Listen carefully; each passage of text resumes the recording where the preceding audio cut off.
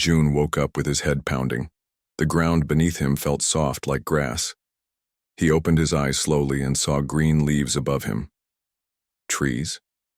Where was he? The last thing he remembered was the bright light that had filled the cockpit of his exploration vessel. He sat up and looked around. This place looked like Earth. There were trees, grass, even a small stream nearby, but something felt wrong. The air smelled different. And the sky was a pale purple color. This is not Earth, June said to himself as he stood up. He walked toward the stream to get some water. His throat was dry. As he knelt down, he noticed something strange in the water. It was too clear, too perfect. He dipped his hand in. The temperature was exactly right, not too cold, not too warm. Artificial, he whispered. June stood and turned in a full circle, studying his surroundings more carefully. That's when he saw it. A clear wall about 50 meters away, almost invisible except for a slight shimmer when the light hit it. Beyond the wall, he could see what looked like a walkway. I'm in a cage, he realized with a chill running down his spine, as, if on cue, something moved on the walkway. June froze. It wasn't human. The creature was tall and thin with 4 arms and smooth blue skin. It wore what looked like a uniform and carried something like a tablet. It stopped, looked at June, and made a note on its tablet. June ran to the wall. Hey you, I'm a human, I'm intelligent, this is a mistake. The creature didn't react to his words at all. It simply watched him with 3 large eyes, blinked sideways, and continued making notes. Then it moved on. Wait, come back. June pounded on the wall, but it was solid and didn't make any sound when he hit it. For hours, June explored his enclosure. It was bigger than he first thought, about the size of a football field. There were trees, rocks, the stream, and even a small cave.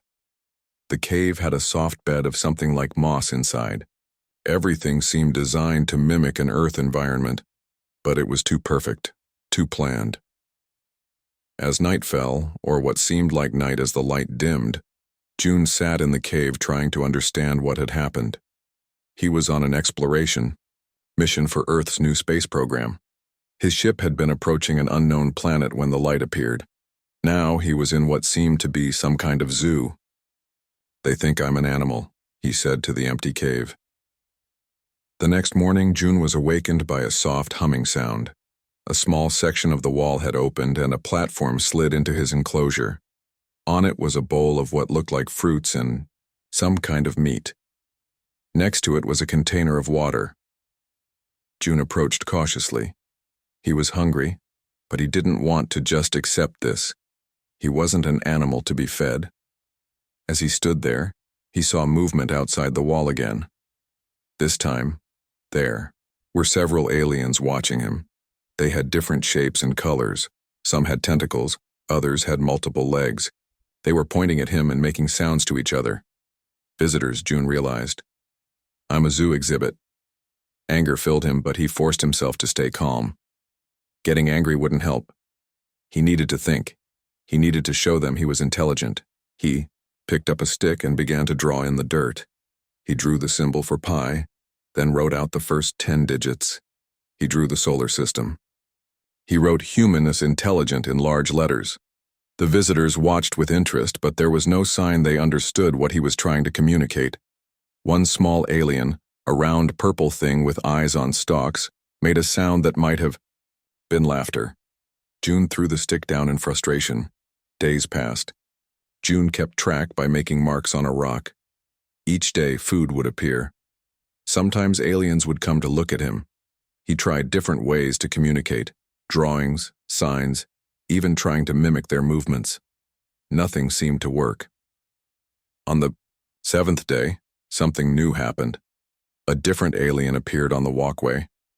This one was slender with green gold scales and moved with a graceful swaying motion. Unlike the others, it didn't just pass by. It stopped and studied June for a long time. June stared back. There was something different about this one. It wore what looked like a white coat with symbols on it. Around its neck hung several devices. Can you understand me? June asked, not expecting an answer. The alien tilted its head. It touched one, of the devices on its neck, and suddenly a small hologram appeared in front of it. The hologram showed various images, trees, rocks, and animals from Earth. It stopped on an image of a human. Yes, that's what I am. June pointed to himself, and then the image. The alien made some adjustments to another device. A soft voice came from it, not quite human, but understandable. Fascinating specimen. Human male, approximately 30 Earth years, displaying typical predator behaviors, territorial marking, tool use, mimicry attempts. Note, advanced pattern, recognition and problem solving as expected from apex species. June's heart sank. They thought his attempts to communicate were just animal behaviors. I am not an animal, he shouted. I am human. My species has spaceships, we have art, music, mathematics. The alien, clearly a scientist of some kind, continued making notes as if June's shouts were just interesting animal sounds. Subject showing increased vocalization under observation, possible display behavior. The scientist, who June would later learn was named Rilza, spent several hours observing him. It took samples of the dirt where June had drawn his symbols, examined the stick he had used, and scanned the entire enclosure with one of its devices. Before leaving, Rilza did something unexpected. It placed a small object on the feeding platform and pressed a button that extended it into the enclosure. June approached carefully. The object was a simple puzzle box. He picked it up, turning it over in his hands. It had moving parts that could slide and turn. You want to see if I can solve this? June said aloud. He worked on the puzzle as Rilza watched. It wasn't very difficult, just a matter of moving the pieces in the right sequence. Within minutes, June had opened it. Inside was a sweet-smelling fruit, different from the ones he had been given before. Rilza made more notes, seeming pleased. Before leaving, it adjusted something on its device, and the voice spoke again. Excellent problem-solving speed, reward system effective, will increase environmental enrichment to prevent boredom behaviors. Note, keep interaction minimal as per safety protocols for predator species. As Rilza walked away, June slumped to the ground. They thought they were being kind. They were treating him like a clever pet, a dangerous animal that needed to be kept entertained so it wouldn't become destructive. I have to find a way to show them what humans really are, June said, clutching the puzzle box. It was the first real object he had been given. Maybe it could be useful somehow. As the lights dimmed for another night, June returned to his cave. In the dirt floor, he began to plan, drawing diagrams and making notes. Somehow, he had to prove that humans weren't just clever animals. That our fate of his species might depend on it, because if this was a zoo and he was classified as a dangerous predator, what would happen when more humans came looking for him? 14 days had passed since June woke up in the enclosure. He was getting better at understanding the zoo's routines. Food came twice daily. The scientist Rilza visited every 3 days. Visitors came most often during the middle hours when the light was brightest. One morning, June was sitting by the stream when he heard a strange sound. It was faint but unmistakable, the sound of someone humming a tune. A human tune. June jumped to his feet. Hello? He called out. Is someone there? Silence. Then a rustle from behind some bushes near the edge of the enclosure. I know you're there, June said, moving closer. I'm human, like you. Slowly, a figure emerged from behind the bushes. It was a woman with short black hair wearing a jumpsuit, similar to June's space exploration uniform, though hers was dirty and torn in places. How long have you been here? She asked, her voice cautious. 2 weeks, June replied. My name is June. I'm from Earth's space exploration program. The woman studied him for a moment, then seemed to relax. Minji, Science Vessel Horizon. I've been here for 6 months. June stared at her in shock. 6 months? You've been in this cage for 6 months? Minji gave a short, bitter laugh. This cage? No, I've been in the zoo for 6 months. They moved me here 3 days ago. There are other enclosures, other humans? June asked eagerly. Minji nodded. Follow me, but stay low. They don't know I found this yet. She led him to a spot where thick bushes grew close to the clear wall. Hidden among the leaves was a small opening in the ground.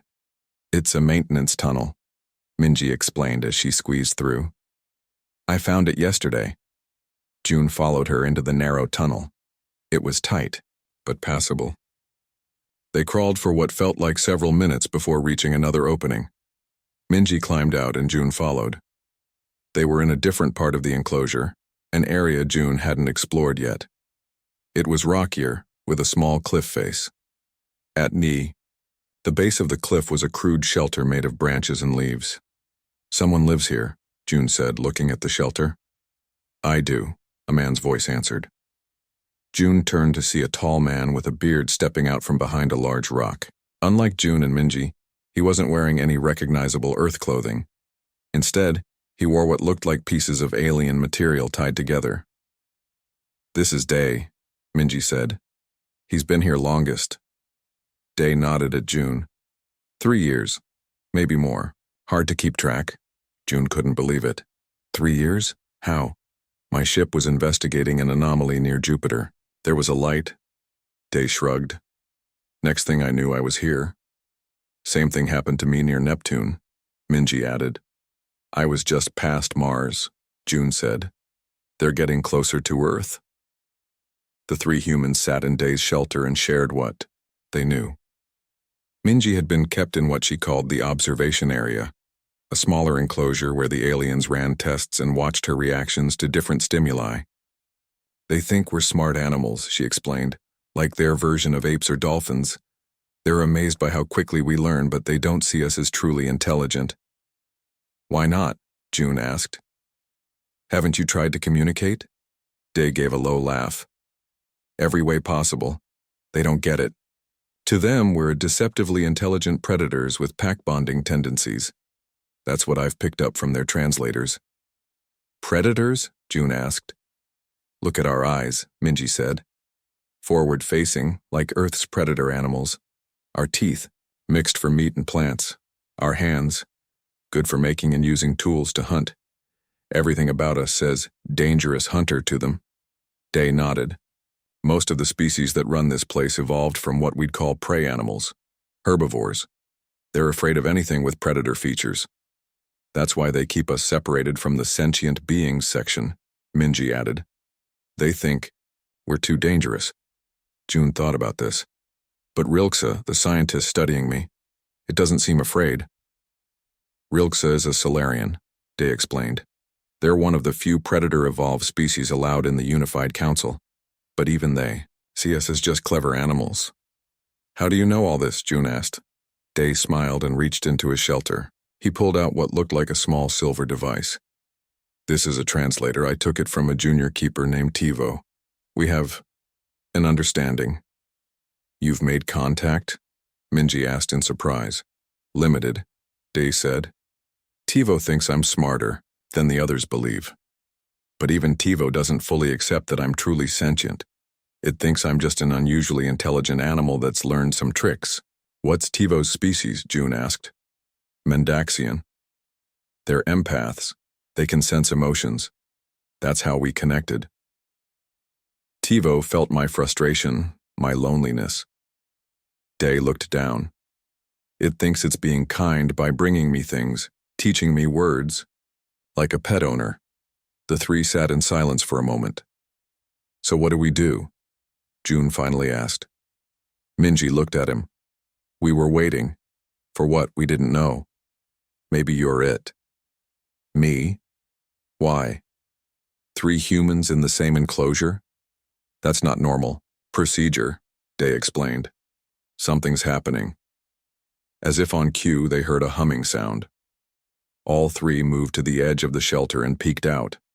A large screen had appeared on the wall of the enclosure. On it was an announcement in alien symbols. "What does it say?" June asked. Day held up the translator.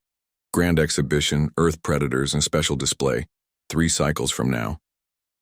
"They're putting on a show," Minji said, "with us as the main attraction." "This could be our chance," June said excitedly. "If there are going to be lots of different aliens watching, maybe one of them will understand what we are. Or maybe they'll just see us as 3 dangerous animals," Day countered. Not if we show them otherwise, June said. He explained his attempts to communicate with symbols and drawings. I tried similar things, Minji said. But alone, it just looks like tricks. But together? June asked. 3 humans working as a team, showing complex communication, tools, problem-solving. Day nodded slowly. It might work, especially if we can show them something they don't expect. Like what? Minji asked. June thought for a moment. What if we could make something? Something no animal would make. Something only true intelligence could create. With what? Day gestured around. We have sticks and rocks. And this, June pulled out the puzzle box Rilke had given him, and whatever else we can find or get.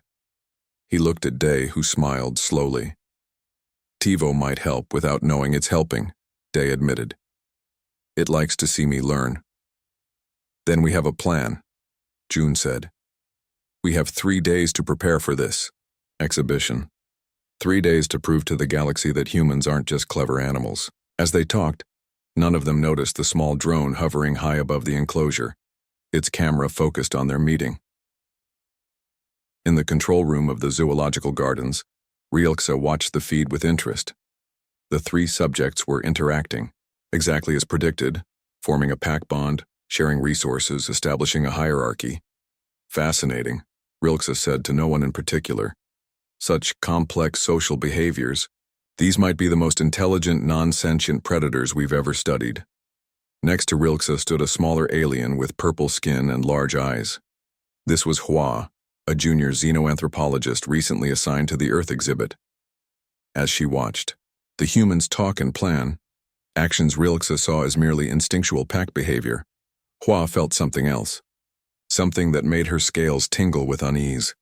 These creatures weren't just communicating. They were conversing. There was a difference, one she couldn't quite explain to her superior yet. But she would watch and learn. Because if she was right, the grand exhibition might reveal something no one in the Galactic Zoo was prepared to see. The day of the grand exhibition arrived. From early morning, strange floating platforms began to appear outside the clear walls of the human enclosure. On these platforms stood aliens of all shapes, sizes, and colors. Some had tentacles, others had multiple legs or wings. Some floated in bubbles of liquid. They all came to see the dangerous Earth predators. June, Minji, and Day watched from their hiding spot in the rocks. There are so many of them, June whispered. Good, Day said. More chances that one of them will understand what we're doing. For 3 days, they had worked on their plan. Day had convinced TiVo to bring him various objects, supposedly as enrichment toys for the clever animal. Minji had found more maintenance tunnels that gave them access to different parts of the enclosure. June had been practicing the complex patterns they would use. Are we ready? Minji asked, looking at her fellow humans. Day nodded. As ready as we'll ever be. Remember, June said, we need to start simple and then show complexity. We need to make sure they can't think this is just trained behavior. The 3 humans split up. Each went to a different part of the enclosure just as they had planned. June walked to the center where he could be seen by most of the visitors. He began by drawing a large circle in the dirt. Then, using sticks and stones, he created a model of the solar system. Earth was marked with a blue stone. Around it, he placed other objects to represent the other planets. The alien visitors watched with interest. Some made notes on devices. Others pointed and made sounds to each other. But they still viewed this as animal behavior. Interesting, but not true intelligence. Meanwhile, Minji had gone to the stream. There she had built a small water wheel over the past days. Now, with all eyes on June, she set it in motion. The wheel turned, lifting small cups of water and pouring them into a series of channels she had dug. The water flowed down, turning smaller wheels. One by one, the alien visitors began to notice her creation. It was a simple machine, but no animal would build something like this. Some of the aliens moved their platforms closer to her section.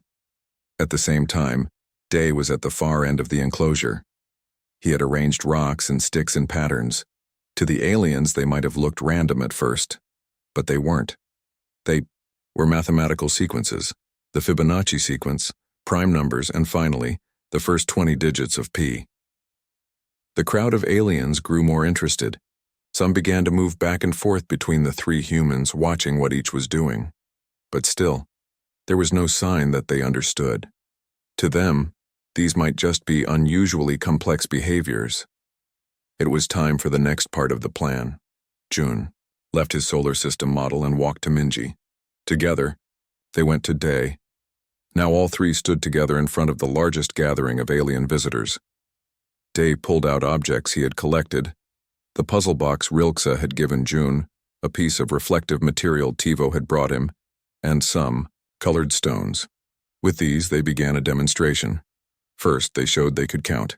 They arranged stones in groups, added them together, divided them. Then they showed they understood symbols by creating a simple language of their own. Different marks in the dirt that stood for different objects. The alien visitors were very excited now. Many were recording with devices. Others were calling to colleagues to come see. Among the crowd, Hua watched carefully. Unlike the others, she was beginning to understand what she was seeing. These weren't just tricks. These creatures were communicating, teaching each other, building on each other's work. That wasn't animal behavior. That was culture. Rilke floated nearby on a senior scientist's platform. Remarkable pack behaviors, the Solarian was saying to a group of important-looking aliens. Note how they divide tasks yet work toward a common goal. Classic predator hunting strategy, but applied to problem-solving. Hua wanted to speak up, to say what she was thinking, but she was just a junior researcher. No one would listen. Inside the enclosure, the humans could see they were getting attention but not understanding. It's not enough, Minji said quietly. They still think we're clever animals. Time for the final part, Dai said. They moved to the large flat area where June had built his solar system model. They had cleared it away earlier. Now, using all the materials they had gathered, stones, sticks, colored berries for pigment, pieces of shiny material, they began to build. What they created was a map. Not just any map, but a star map showing Earth's location in the galaxy. June had studied these maps as part of his space training. Next to the map, they drew pictures of their ships, the different vessels they had been piloting when they were captured. The alien crowd grew silent. Then, Dee did something surprising. He pulled out the translator he had taken from Tivo. He had been secretly studying it, learning how it worked. Now he adjusted some settings and held it up.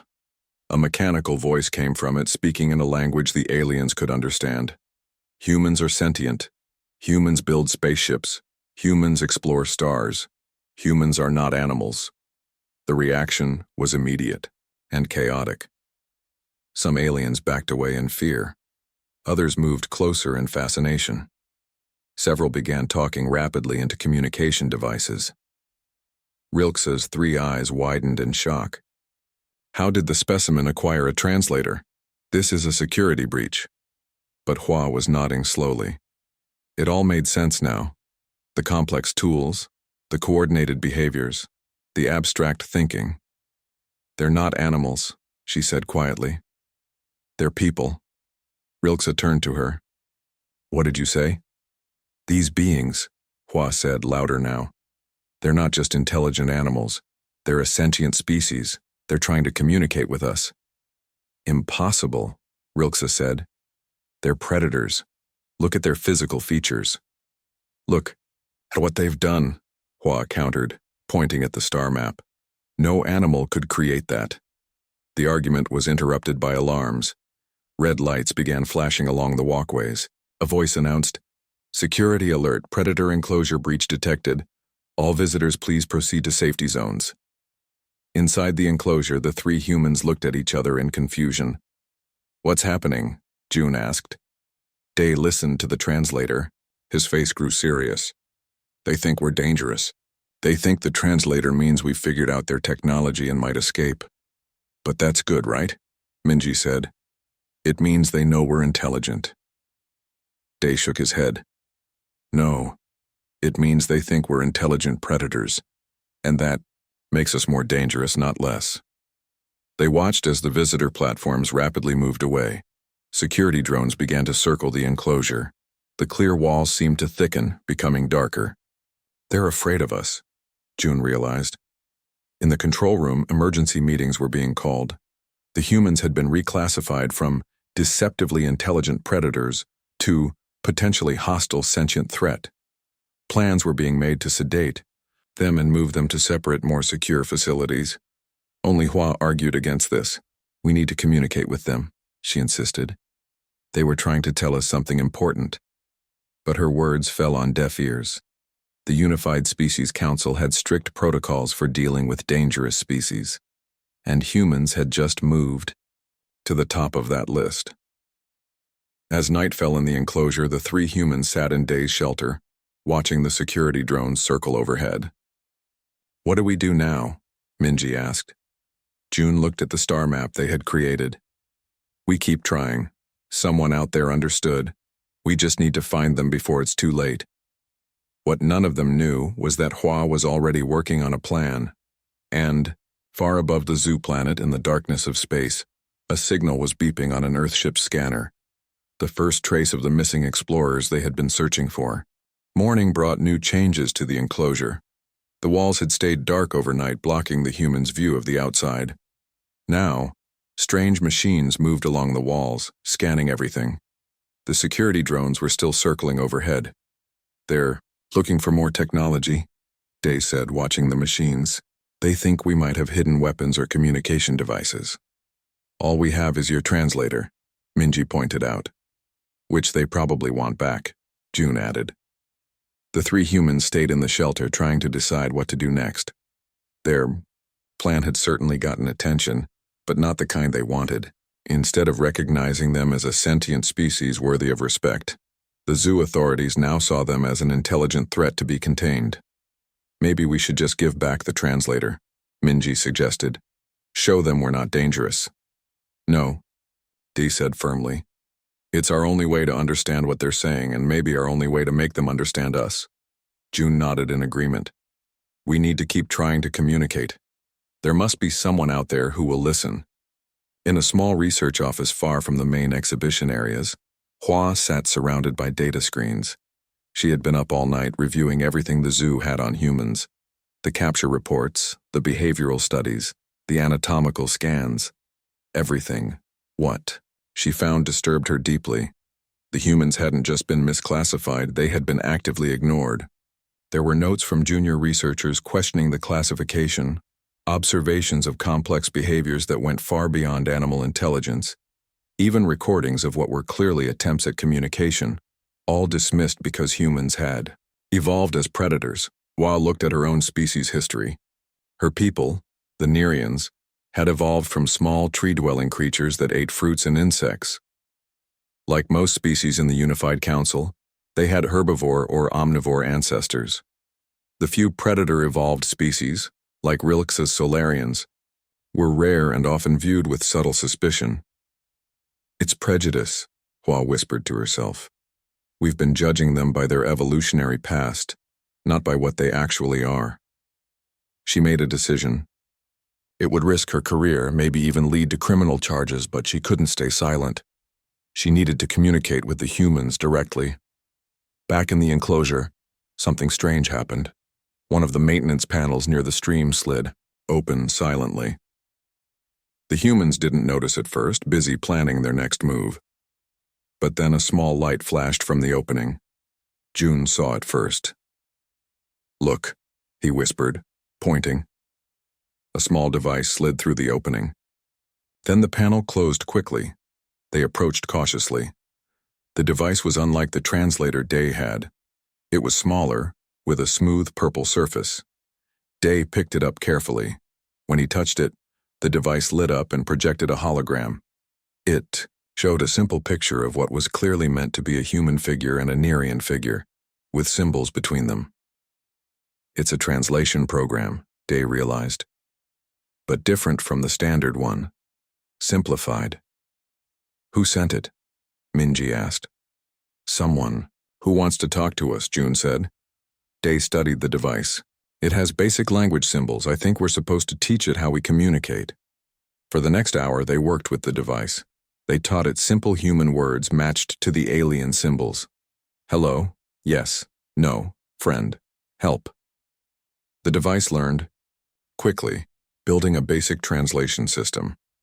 Finally, a message came through that they could understand. I am Hua. I believe you are people, not animals. I want to help. The humans looked at each other in excitement. Someone finally understood. Day used the device to respond. Yes, we are people. We need help. We are from Earth.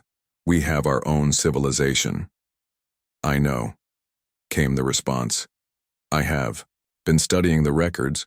You were misclassified because of your predator features. The Council fears predator species.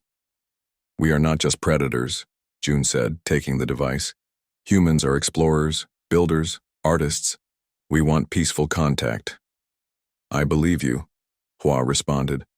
But the Council is preparing to move you to separate high-security facilities. I don't have much time. The humans exchanged worried glances. Separation would end their chances of working together to prove their intelligence. What can we do? Minji asked. I need evidence, Hua replied. Something I can show the Council that proves you are a spacefaring civilization, not just clever animals who can use tools. June thought for a moment.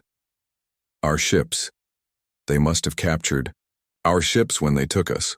Those have computers, records, everything they need to prove what we are. Where would they keep captured ships? Day wondered. Artifact storage, Hua answered. Section 12, but it's high security. I can't access it. Can you get us a map of the zoo? June asked. There was a pause before Hua replied. Yes, but what are you planning? If we can get to our ships, we can use them to prove what we are, June explained. They have records, communications equipment, everything. That would be escape, Hua pointed out. The security response would be extreme. Not escape, Minji clarified. Just access. We just need to reach the ships and send a message, to show everyone what humans really are. Another pause. Then, I will help. But be careful. I've discovered something else. You're not the only ones. What do you mean? Day asked. There are other species in the dangerous predator section that show signs of true intelligence. I think the Council has been systematically misclassifying predator-evolved species across the galaxy. This revelation stunned the humans. The implications were enormous. How many? June asked. At least 7 different species that I can identify from the records, all with predator characteristics, all showing complex behaviors that suggest true sentience. The humans looked at each other. This wasn't just about them anymore. This was about a fundamental prejudice built into galactic society, one that could hold back countless species from their rightful place among the stars. We need to expose this, Minji said firmly. Agreed. June nodded. Not just for us, but for all of them. It will be dangerous, Hua warned. The Council values safety above all else. They will see you as a threat. We're already a threat in their eyes, Day pointed out. At least this way we're fighting for something bigger than ourselves. The communication device projected a complex hologram, a detailed map of the Galactic Zoo. It showed their enclosure, the paths leading to different sections, and a large building marked artifact storage. I've marked the route with the fewest security measures, Hua explained, but you'll still have to get out of your enclosure first. We have the maintenance tunnels, Minji said. They might connect to other areas. Be warned, Hua added. In 3 hours, security teams will come to sedate you for transfer. That's all the time you have. The communication ended as they heard a sound from outside, footsteps on the walkway. The humans quickly hid the device. Rilxa appeared on the other side of the now transparent wall, accompanied by 2 security officers. The Solarian scientist looked troubled as it studied the humans. Fascinating, Rilxa said, not knowing the humans could now understand its words through Hua's device. Such complex social bonding. A shame we must separate them, but safety protocols are clear. As Rilxa moved away, June looked at his fellow humans. 3 hours to change how an entire galactic civilization sees us. And to help all the other misclassified species, Minji added. Day nodded firmly. Let's show them what humans can really do.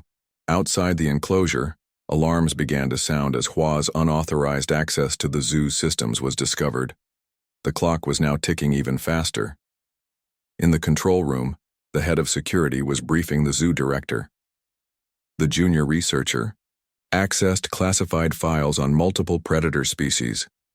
She may have made contact with the human specimens.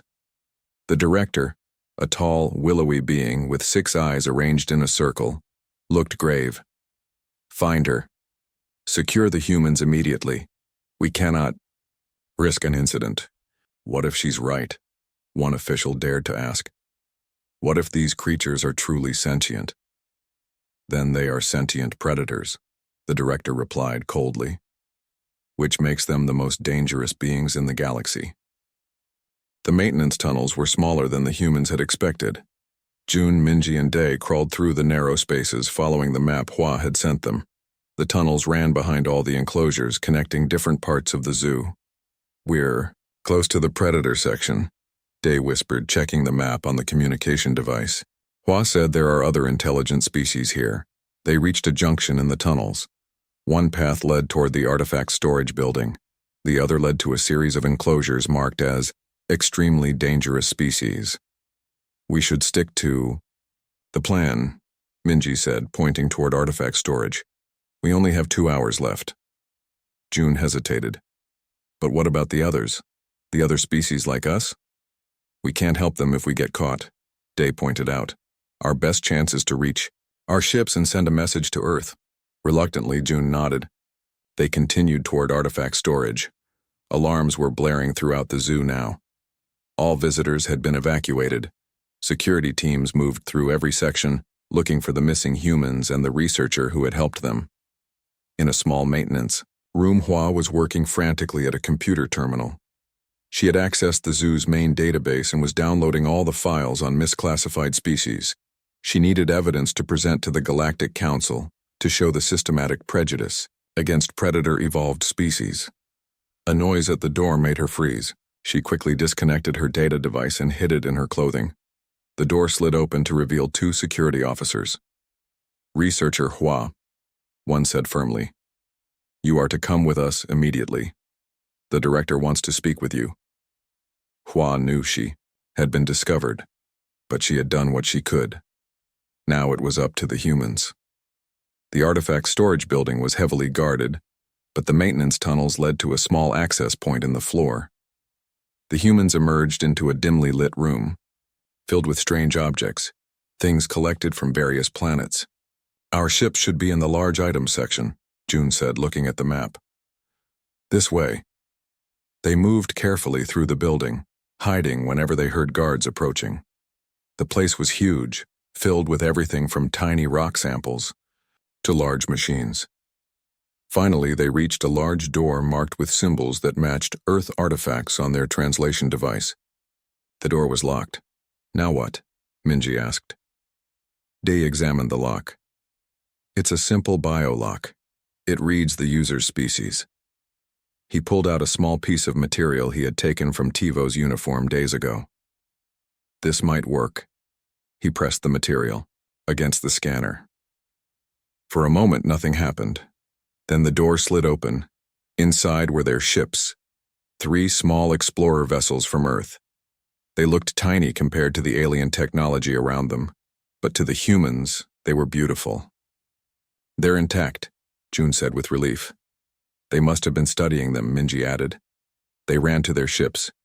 Each went to their own vessel first, checking if the system still worked. Day's ship was damaged, but June and Minji's were operational. We can send a message to Earth, June said, activating his ship's communication system. Let them know what's happening here, and we can use the ship's records to prove we're a spacefaring civilization, Minji added. As they worked, the communication device Hua had given them lit up with a message. Humans, security knows where you are. They're coming. Hurry. June looked at the others. We need more time. I'll give you time, Day said suddenly. I can use my ship's emergency beacon. It will draw their attention. But they'll catch you, Minji protested. Maybe, but it will give you two a chance to send the message and access the main zoo broadcast system. Day handed her a small data chip. Hua sent this.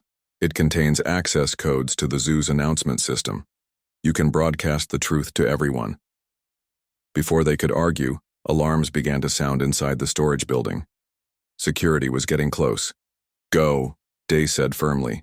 He ran to his ship and activated the emergency beacon. It began to pulse with bright light and emit a loud signal. June and Minji reluctantly moved to the back of the storage area, hiding behind large containers. They watched as security forces rushed into the room and surrounded Day's ship. Now's our chance, June whispered. They slipped out through a side door and made their way toward the control center, following Hua's map. Day was brought to the main security office. There, he found Hua, being questioned by the zoo director and Rilxa. Another. One captured, the director said. Where are the other two? Day said nothing. He had placed the translator in his ear so he could understand them, but they didn't know that. The specimens are more intelligent than we believed, Rilxa was saying. But that doesn't mean they're truly sentient. They're still dangerous predators. You're wrong, Hua said firmly. I found evidence that humans have a complex civilization. They build ships capable of space travel. They have art, science, mathematics. So do many evolved species, the director dismissed. Intelligence without proper moral development is even more dangerous. How do you judge their moral development when you keep them in cages? Hua demanded. The director was about to respond when the room's screens suddenly changed. The security feeds disappeared, replaced by images of Earth, cities, art, children, playing, people working together. It was coming from the files in June's ship. Then a voice came through the speakers, Minji's voice, translated into the common galactic language. People of the galactic community, we are humans from the planet Earth. We are not animals. We are not simply predators. We are a sentient, spacefaring civilization. We came to the stars in peace to explore and learn. The screens showed more images: Earth's space program, scientific achievements, people helping each other after disasters. Yes, our species evolved with some predator characteristics, June's voice continued. But we have grown beyond our evolutionary origins, just as all of you have. We build, we create, we care for each other. In the security office, everyone was silent, watching the broadcast that was going out to the entire zoo, and beyond, to the communications networks of the Unified Council. Suddenly, the building shook slightly. A security officer rushed in.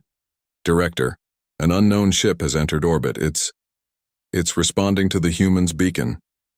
On the screens, a new image appeared. A large Earth ship was approaching the zoo planet. A message came through. This is Captain Song of the Earth vessel, Horizon 2.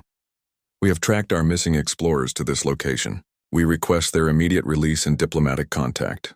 The director turned to Rilxa in shock. They have an interstellar fleet? How did we not know this? Day smiled. Because you put us in the predator enclosure. You never bothered to ask who we really are. On the screens, Minji and June continued their message. We are not the only ones you have misjudged. There are other species in your dangerous predator enclosures who deserve to be recognized as sentient beings with rights. Images began to show of the other enclosures, species with predator features who had built structures, used tools, created art. Today, we ask not just for our freedom but for a new understanding, June's voice said. Judge species by their actions and achievements, not by their evolutionary past. In orbit, more Earth ships were arriving, responding to the emergency beacon. They made no aggressive moves, but their presence couldn't be ignored. The director looked at the humans, then at the screens showing Earth ships, then at the evidence of other intelligent species in the zoo. It seems, the director said slowly, that we have much to discuss. 3 months later, the Galactic Zoo had changed. The Dangerous Predator section had been transformed into the Diverse Evolution exhibition, where visitors learned about the many paths to intelligence across the galaxy. June stood on what had once been the viewing platform outside his enclosure. Now it was a meeting area where representatives from Earth spoke with delegates from the Unified Council. Minji and Dai were there too, along with Hua, who had been recognized for her courage in speaking up.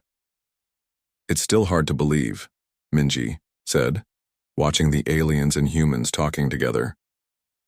3 months ago we were exhibits.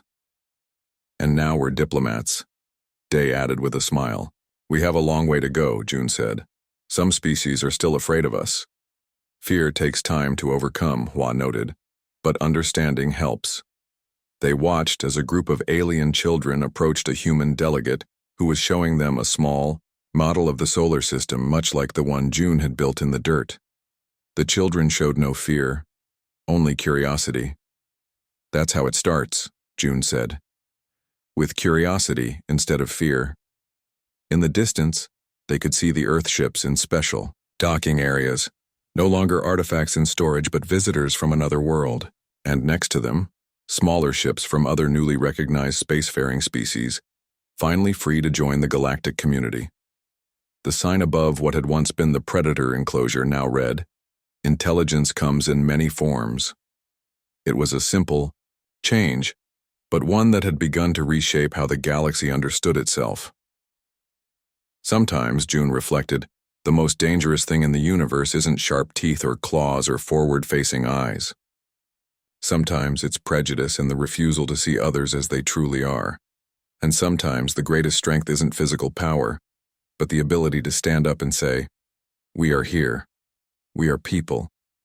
And we deserve to be seen."